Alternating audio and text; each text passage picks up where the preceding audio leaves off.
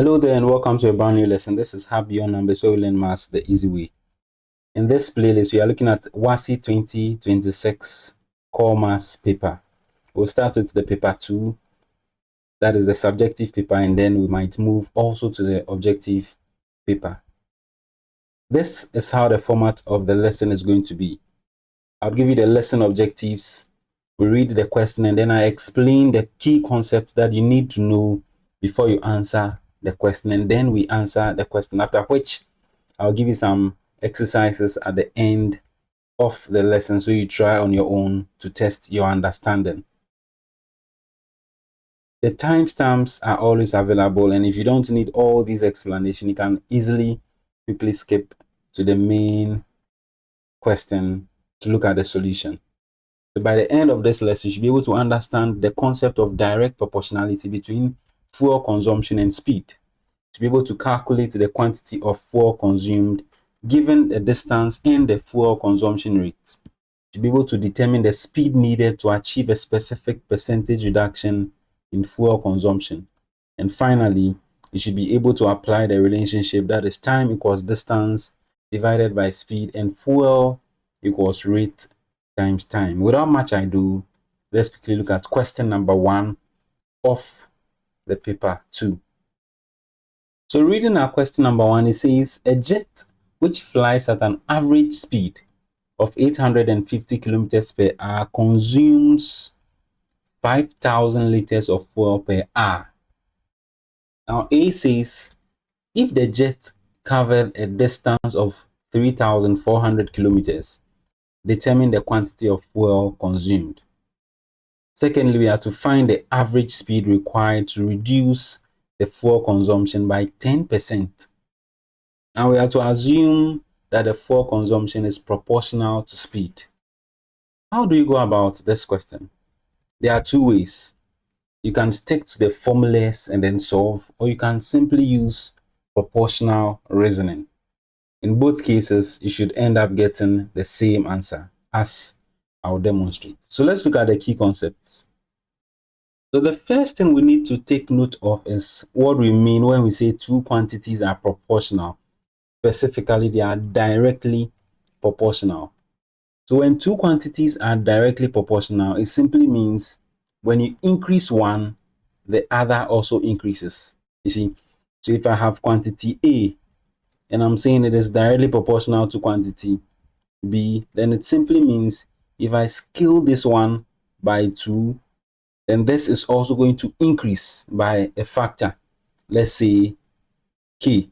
You see, so when I decrease this as well, so when I decrease it by half, then this is also going to decrease. You see, so directly proportional or direct proportionality simply means whatever happens to one happens to the other. So in our question we have here, it is a direct proportionality. Why? Because as the distance increases, then you'll be using more fuel. You see, as you are traveling more distance, then you'll be using more fuel. That is a key concept we need to solve this question. Now, with respect to the formulas, we have time, which is equal to distance divided by speed. Where do we get that formula? So first of all, we know that velocity is equal to distance over time. So it is all about making t the subject. Making t the subject, we simply mean cross multiplying, we have 20 t is equal to d. Then what do? We divide both sides by the 20, so that we have our t, which is equal to the distance over the speed. You see, the speed here, which I've written as 20, can also be written as s. You see, then we have the fuel, which is equal to the rate times time. And then finally, this is the proportionality or relationship. So now that we understand these concepts, let's quickly answer our question. So the first question says we have to determine the quantity of fuel consumed if the jet covered a distance of 3,400 kilometers. First of all, let's write the parameters we have down. It says a jet flies at an average speed of 850 kilometers per hour. So let's write that down.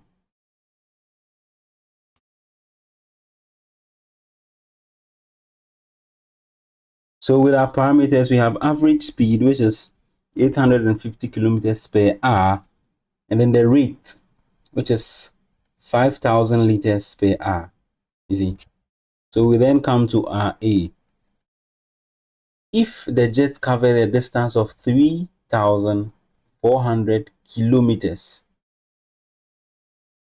Now, before we can get the quantity of fuel consumed, then we will need how many hours it has actually taken. You see, mind you, we know that for every hour, that is per hour, it consumes what? 5,000. So if it has actually traveled a 3,400 kilometers, then how many hours did it take to do that? See, that is where our formula comes in.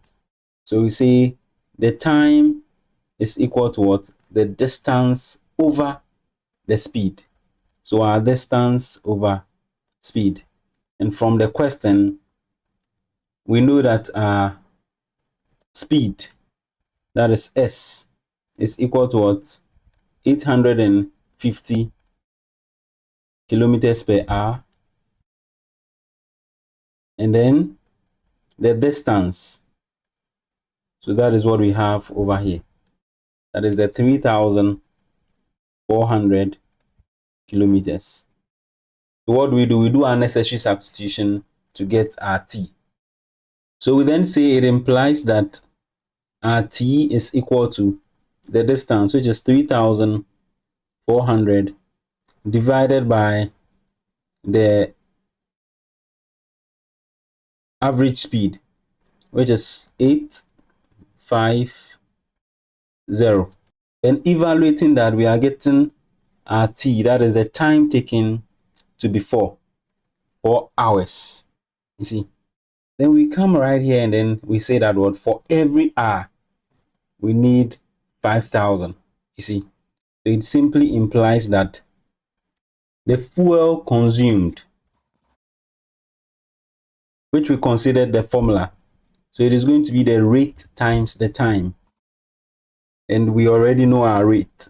So we have 5,000 then times the time, which is what? 4 hours. And 5,000 times 4 simply gives us a 20,000. So that is a 20,000 liters. That is all. So we conclude by saying, therefore, the quantity of fuel consumed is equal to what? 2,000 liters. And that is just it for the first question, question 1A. Now let's look at 1B. So the second question says you have to find the average speed required to reduce the fuel consumption by 10%. What is the current fuel consumption rate? That is 5,000 liters of fuel per hour. It means every hour we are consuming what? 5,000 liters. But we want to reduce that drastically by 10%. So we would first of all need to calculate how much that 10% reduction will be. And then we can now calculate the average speed based on that. You see, so let's look at how we can go about that.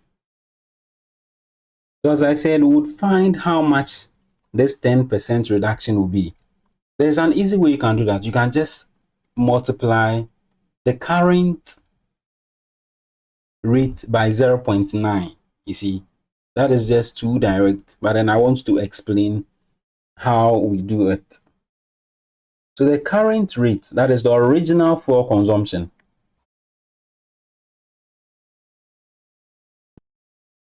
is simply what? The 5,000, that is 5,000 liters per hour. And in terms of proportion, they would say that is 100%. You see, so if that is 100%, if we are reducing by 10%, they would say reduction by 10%. Reduction by 10% would simply imply that we would have 100% minus 10%, you see, and that is going to give us a 90%, you see. So we then use ratio and proportional reasoning to find how much this 90% is going to be. So we do that by saying if the 100%, that is from here, is equal to the 5,000, then the 90%, what is it going to be? Is it going to be more or is it going to be less? It is definitely going to be less. So you say if less, more divide. The more here is this value. So we have 90 over 100, then times our 5,000. If you are to simplify that, we know these two zeros take out this, and then we'd have a 9 times 5, which then gives us a 45, and then we put our zeros attached to it. You see, so that simply means that the 10% reduction we are talking about, it is actually 4,500 liters per hour. So we now want that speed that would change the rate of consumption to 4,500 liters per hour. Now, take note that from the question, we're told that assume that fuel consumption is proportional to speed. Assume that what fuel consumption is proportional to speed. We are taking that from here. So if fuel consumption is proportional to speed, then it simply implies that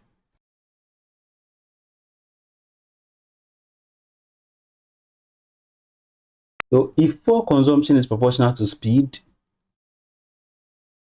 then it implies that for 5,000 liters per hour, it is proportional to what? 850 kilometers per hour. Hence what we have here, which is 4,500 liters per hour. Then are we going to move faster or we are going to move slower? If 5,000 liters is consumed per hour and its proportional speed is what? 850. Then if you want to use fewer, or if you want to consume less fuel, then we need to reduce the speed as well. You see, so we'd say if 5,000 gives us 850, then 4,500 will give us what? Less. And once again, if less, more divide.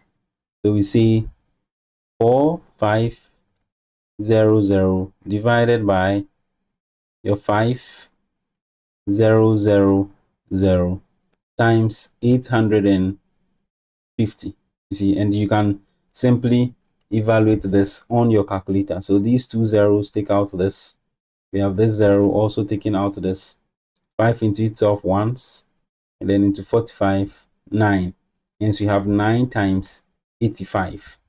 And 9 times 85 simply gives us a 765. Not forgetting our units. We are talking of speed here. So it's going to be a kilometer per hour.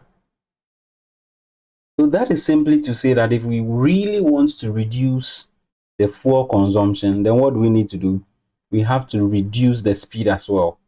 And the new speed that takes us to a 10% reduction in fuel consumption is simply what? 765 kilometers per hour. And that is just it. I do hope this lesson was helpful. If there's any issue of concern, you can always let me know at the comment section. As I said, I would leave you with some exercises so you try on your own just to test your understanding. So here are 5 exercises you can pause and attempt before moving on. They are just based on what we have just discussed. Solutions to these will be presented at the beginning of the next lesson. Let's have Beyond Numbers, where we learn maths the easy way. You can check on the playlist for question number 2. See you in our next lesson, and bye for now. Do stay safe.